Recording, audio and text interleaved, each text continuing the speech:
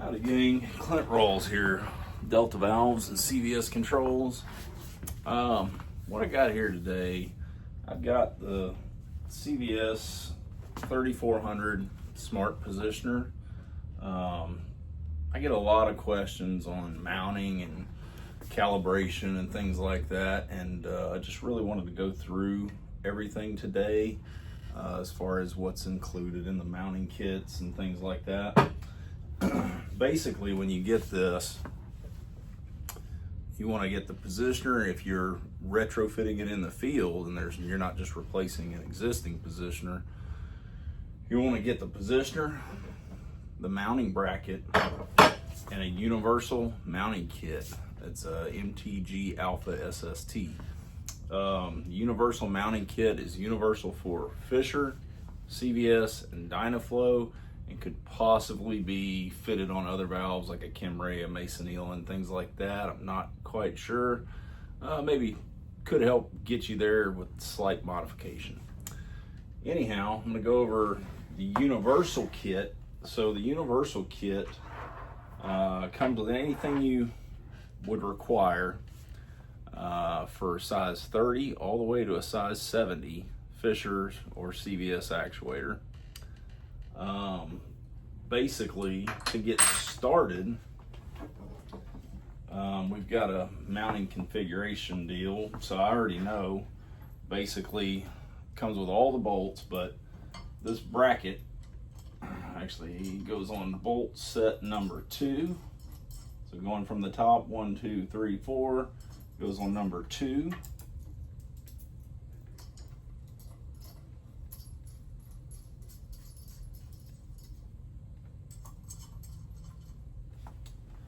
Alrighty.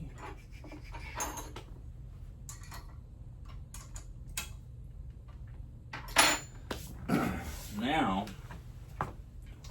on your positioner, so you've got this feedback arm. There's different length feedback arms, so you need to make sure you advise the valve travel, because the travel is what's going to determine the length of the feedback arm. Most all of these, well, every one of them are metric, so they're in millimeter.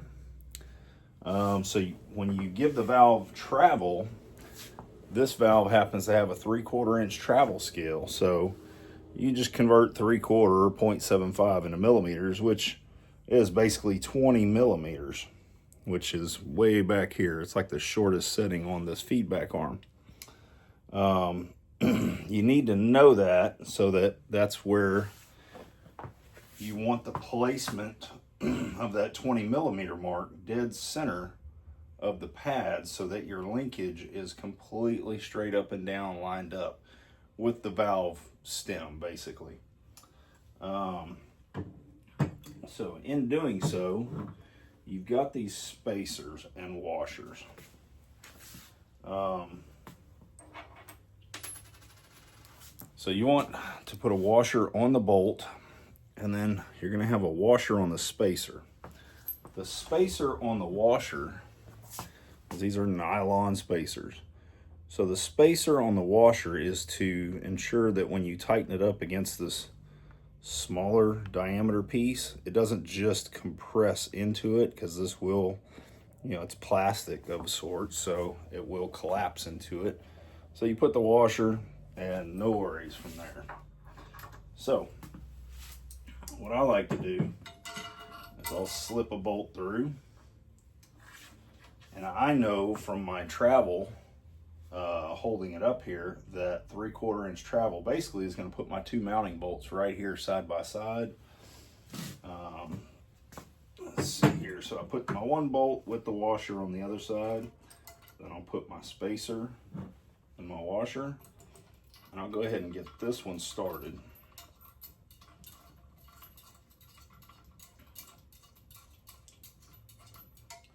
All right, now we can just let it hang. And now we've got our second one. Same thing, I'm gonna slip my bolt through, put my spacer. Can be a little tricky, but get everything up there, line it up, get the bolt started. All right.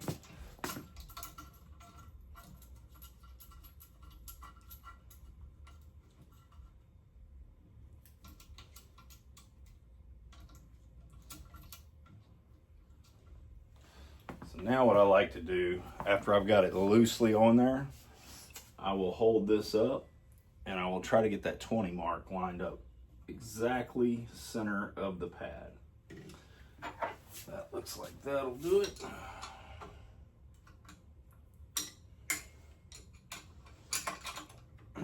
Now we just tighten up our bolts. Always like to get one just slightly snug and then get down here and make sure, because that positioner can move, make sure that it looks level and nice.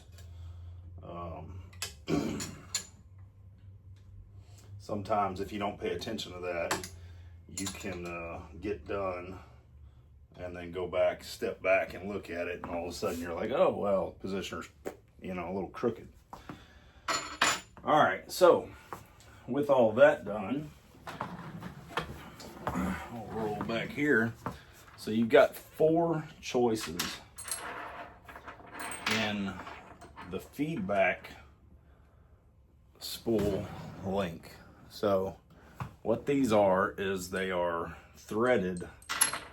One end is right-hand thread, the other end is left-hand thread. So this is your turnbuckle link.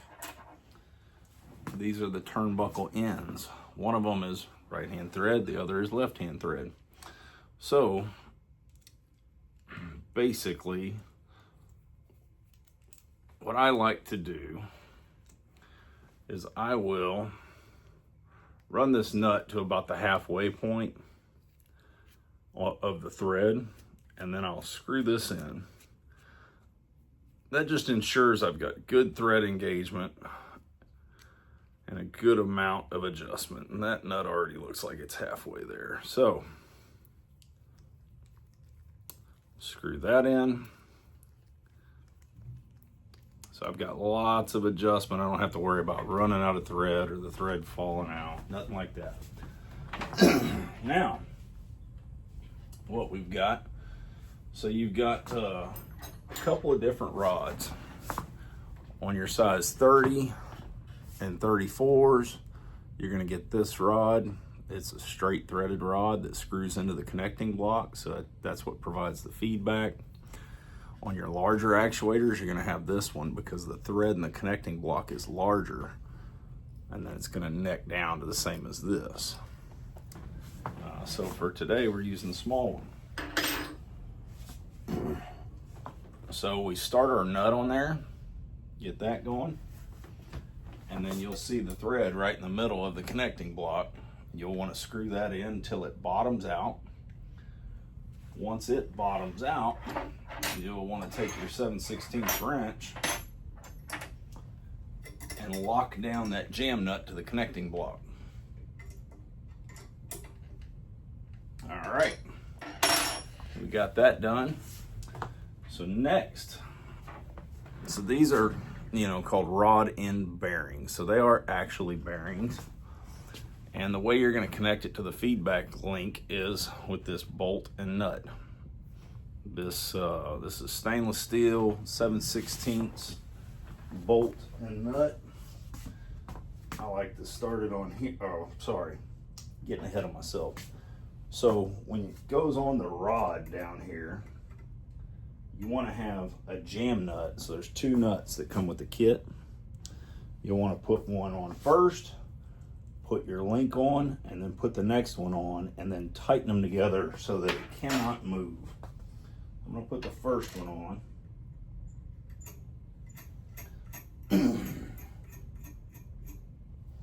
All right, got the first one on. So now that's good to go. Now we'll put the second one on. I like to hold it up so that on the side, when I'm looking at the link, everything is straight up and down. I don't want that link to be crooked or anything. You want it straight up and down. So now we can use our bolt in the front and go ahead and get our nut started on the back. If I can get it started, come on. Oh, there we go.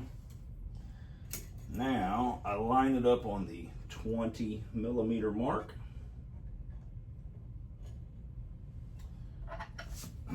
take my two 7/16 wrenches.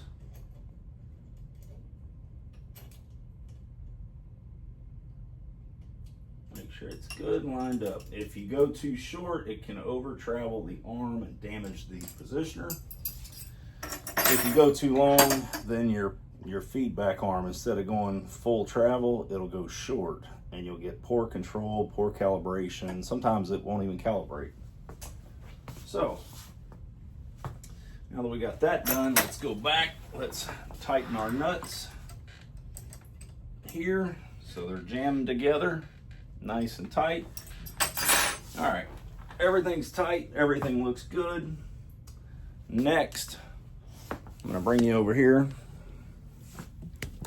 Even still, it's hard to see, but because this turnbuckle assembly is they're reverse threads on either end, that makes it so that you can adjust this and move the buckle up and down. And what you want to do is, like, this valve is fail open, so it's failed up. So there's two stops on the back of here where the feedback arm will hit if it tries to over travel. What I like to do is adjust this up until it touches the top stop, and then bring it back down until you've got about a 32nd of an inch gap off of that stop. Once you've done that, you can now lock these jam nuts. So the center section is 10 millimeter, and I believe the outer section is 7/16. And that is correct. Alrighty, there's that one.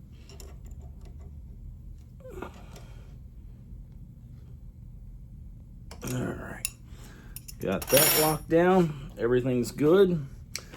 All right, now I'm gonna put my fittings in. Now these are just plastic quick connect fittings. Alrighty.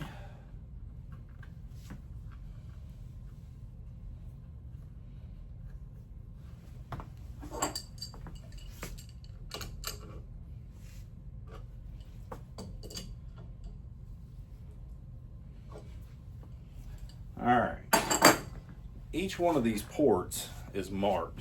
One of them says SUP for supply, and the other one says OUT for output. So supply coming off the regulator hooks up here. The OUT, or the output, hooks up here. All right, we're ready to go there. So now you loosen these three screws off, and now this cover flips up. You've got your controls, and then when you take your electrical cover off, this one's already kind of pre-wired so that I can hook the meter straight to it. But yeah, so underneath the cover you'll see plain as day, positive, negative connections. And so I'm just gonna hook these up like so, and I'm gonna turn my meter on. It doesn't matter what you give it. I just typically give it 8 milliamps or so, 12 milliamps, that's fine. Now you should hopefully be able to see. I'm going to lower you down here. In fact, I'm going to swap sides with you.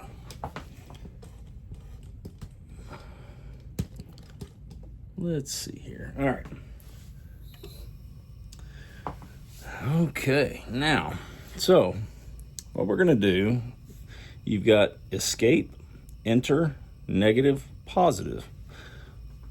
To get started and go into the menu, you hold down the enter button until the display changes. So the display just changed. It pops up, and I know it's hard to read, but it says calibration. If it says something else, you can just use the positive or negative, and scroll through until you find calibration. Then hit enter. And right now, this positioner just so happens to be double acting. Now I've got the double acting port closed, or the secondary port closed. So we're gonna change it to single acting. Okay. Now we're single acting. Now I'm gonna hit calibration again. I'm gonna go up until I get to auto cal. It says AUT2. You've got auto cal 1 and auto cal 2. Auto cal 2 finds all your stops, but as well senses hysteresis, air volume movement, things like that, to keep your valve from getting, you know, overthrown in the process and causing constant oscillation. So once you're on auto cal 2, you just hit the enter button.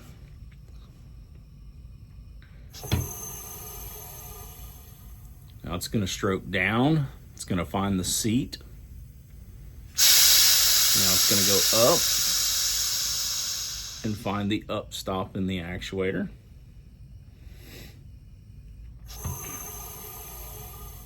Strokes down again, comes back up again.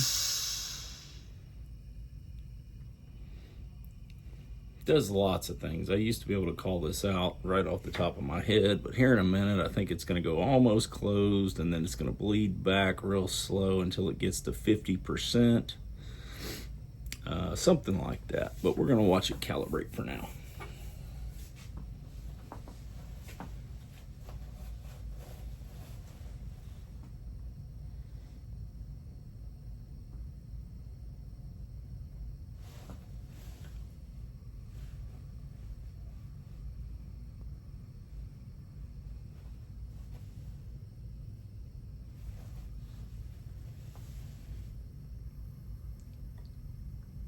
Now it is beginning to stroke.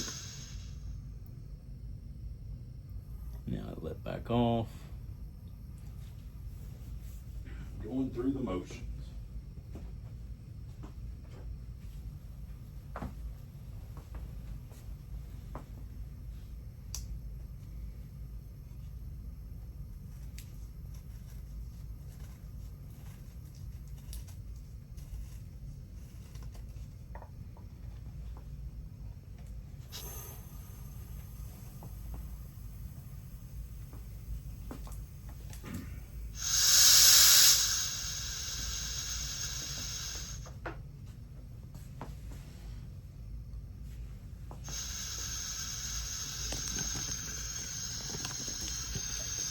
Man, I wish I could make a way for you to see that screen better.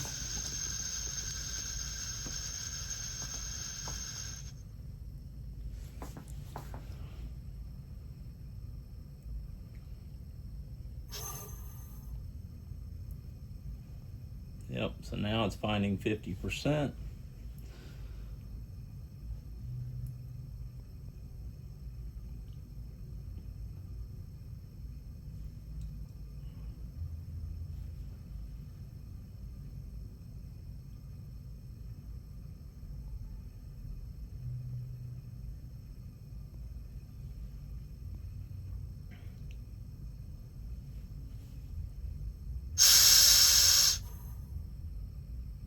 Okay, now it says calibration is complete. There we go. So now we can check our calibration. So basically, I always start out at 4. Exit back out, so you hit escape to get back to your percent travel menu, and then I start out at 4 milliamps. It says 0,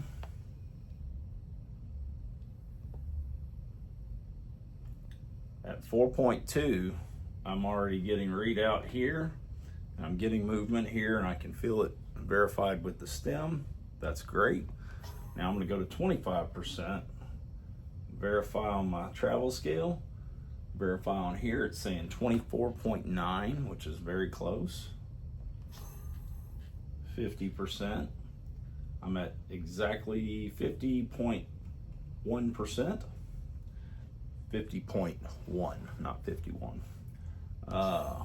16 milliamps, 75%. I'm 75% on the tag, 75.1 on the here. Now 20 milliamps. This is the important part. So 20 milliamps, the supply volume should load up, and as soon as I begin to back down, the positioner should start bleeding that load off. 19.8 starts bleeding. Alright. That concludes mounting and calibration of the CVS 3400 Smart Positioner. If you got any questions, feel free to give me a call, shoot me an email. You can look me up either on deltavalvesandcontrols.com, or you can contact the factory, but my number is 713-205-1904. Good luck, fellas. Thank you.